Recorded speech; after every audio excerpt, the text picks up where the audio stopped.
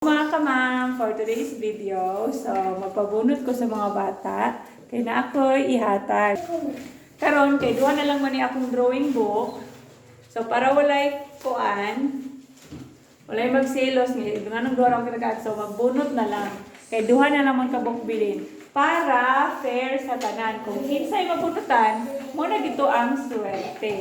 So ipakita ato mga contestant nga mga magbunot, sige pakita. O, muni sila. Gawin rin sila kasi it's a Friday na.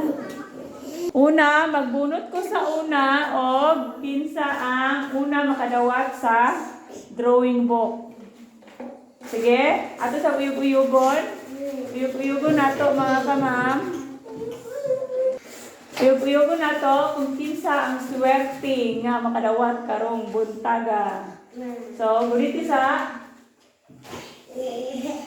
Tarang!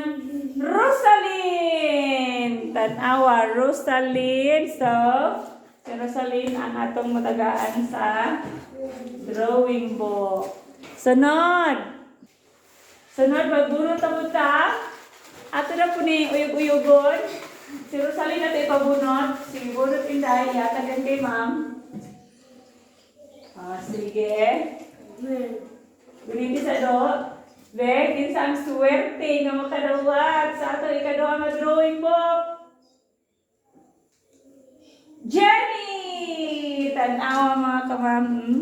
Si Jenny. So sila ang nakadawat sa... Uy, wala pa nalipay yung nadawatan. Nalipay ba ang kamam na bunutan? Nalipay ba? Hilo magayo. Hilo lagi kayo mo. So mo to sila ang nakadawat sa drawing book. Bye.